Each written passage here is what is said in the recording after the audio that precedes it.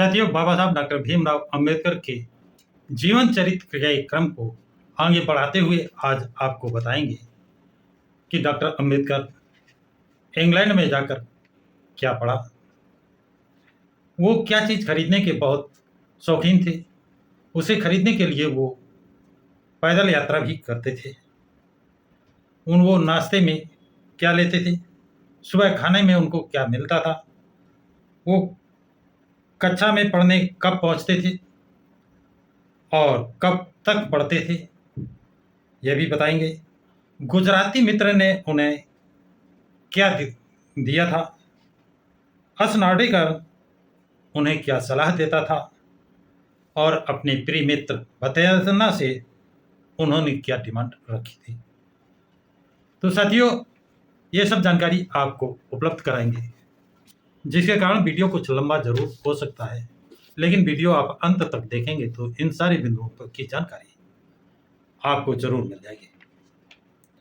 तो साथियों, doctor Ambedkar London पहुंचकर London school of economics and political science संस्था में प्रवेश लेकर अध्ययन शुरू कर दिया। यहाँ आपको ये बताना बहुत ही समीचीन होगा कि डॉक्टर अंबेडकर जब अमेरिका में अध्ययन कर रहे थे, उस समय बड़ौदा नरेश से सहमत लेकर उन्होंने लंदन जाने का निश्चय किया था और उनकी सहमत मिलने पर डॉक्टर अंबेडकर लंदन जाकर के और London school of science economics and political science संस्था में वो प्रवेश ले लिया था तथा लॉ बैरिस्ट्री करने के लिए ग्रेज इन में प्रवेश ले लिया था। लेकिन बड़ौदा नरेश के दीवान ने, मन भाई मेहता ने, एक लेटर अंबेडकर को लिखकर सूचित किया कि आपके स्कॉलरशिप की कालाती बीत चुकी है, इसलिए आप भारत वापस आ जाएं।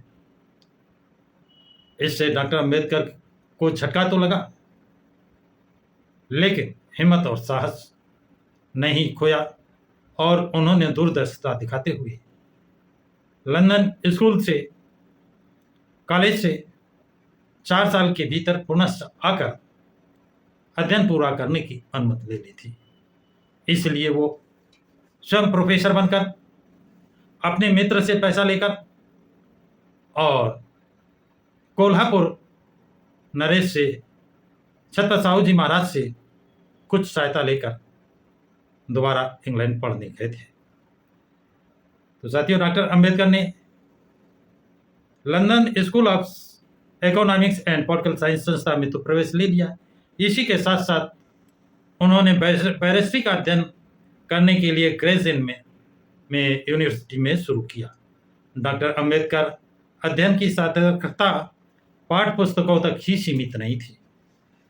वो अपनी दृष्टि लंदन के म्यूजियम की ओर मोड़ दी, म्यूजियम की तरफ, जहां पर अध्यात्म और विज्ञान संबंधी विचारों का संग्रह था, जहां विश्व के प्राचीन इतिहास और परिवर्तन के अवशेष संग्रहित हैं और जहां पर कार्ल मार्क्स, मैजनी, लेनिन जैसी हस्तियों ने ज्ञान का रसास्वादन किया था।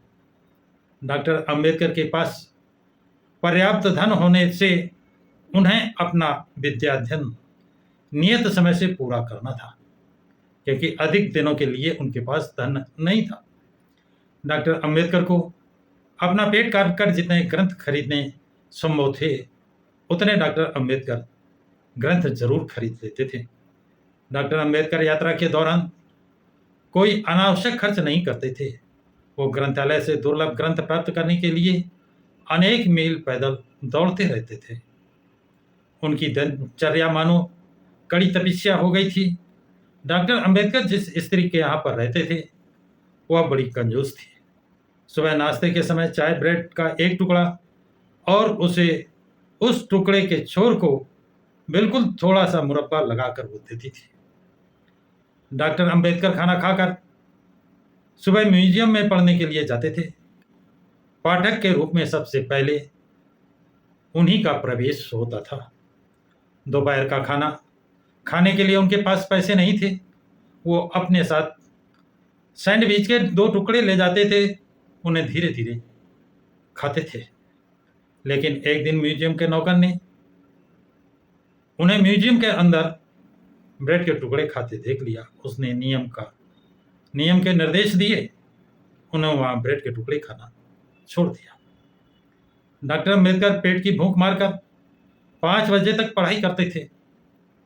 पैसे और समय की बचत होती थी, मजबूरी थी, पैसे थे नहीं, खाए तो कहाँ खाए और जाए तो कहाँ जाए, तो म्यूजियम में ही बैठकर वो टाइम अपना पढ़ाई में व्यतीत करते थे। टिप्पणियों की नोटबुक से उनकी जेबें भरी रहती थी। उनकी सूरत पसीने से नहाई हुई, शरीर थका हुआ, लेकिन आंखें तरोताजा। इस हालत में अम्बेडकर ग्रंथालय से सबसे अंत में बाहर निकलते थे। अलग वो जाते सबसे पहले थे, लेकिन निकलते वो सबसे बाद में थे। यानी सबसे ज़्यादा अगर कोई समय देता था तो वो डॉक्टर अम्बेडकर थे, भीमराव अम्बेडकर थे। घर वापस लौटने पर कुछ समय वो घूमते और टहलते थे। बाद में रात का खाना खाते थे।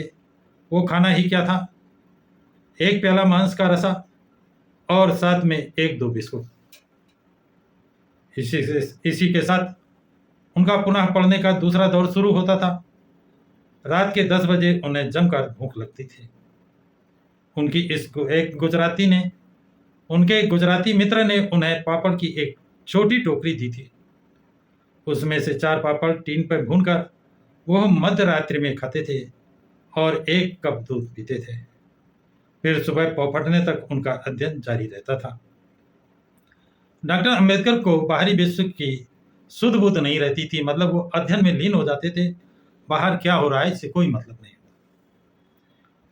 असनाड़ीकर नामक मुंबई के एक आदमी ने, जो उसी कमरे में रहता था जिसमें डॉक्टर अम्बेडकर रहते थे, वह उत्तर रात्रि के बाद जागकर अम्बेडकर से बड़े हमदर्दी से कहते थे कि अम्बेडकर, रात बहुत हो गई है, कितना जागते हो हर रोज, अब आराम करो और सो जाओ। इस पर डॉक्टर अम्बेडकर धीरे से कहते थे, असनाड़ीकर, मेरे पास खाना खाने के लिए ना पैसा है और ना सोने के लिए समय। मुझे अपना पाठ्यक्रम यथाशीघ्र पूरा करना है, सो मैं जागू नहीं तो क्या करूं।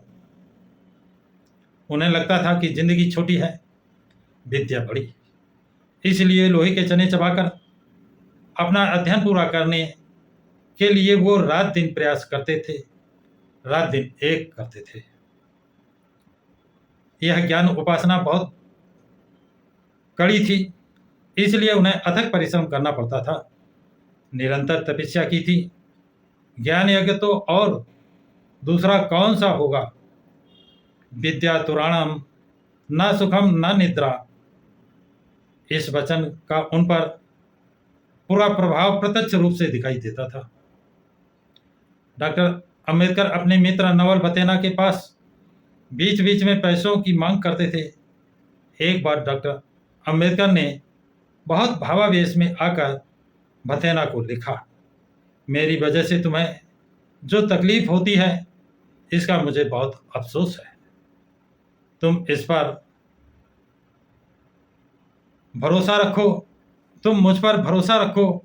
बहुत घनिष्ठ मित्र को भी इस प्रकार के कष्ट सहन कठिन है जो मेरी वजह से तुम्हें सहने पड़ते हैं। इसका मुझे एहसास है। किसी न किसी कारण मेरा तकाजा तुम्हारे पीछे हमेशा रहता है, फिर भी मुझे विश्वास है तुम मेरे इकलौते मित्र मुझसे वंचित नहीं होगे। जर्मन मुद्रा का भाव बढ़ने की संभावना थी, इसलिए उसके पहले हुंडी लेने के उद्देश्य से उन्होंने बतेना के पास 2000 रुपए की मांग की थी कि जर्मनी से रुपए की कीमत बढ़ने जा रही है, तो पहले से रुपए ले लें। तो साथियों, ये जानकारी आप लोगों को कैसी लगी है, कमेंट बॉक्स में कमेंट जरूर लिखें और इस वीडियो को लाइक शेयर करें। प्रकाश की राज चैनल को सब्सक्राइब करें।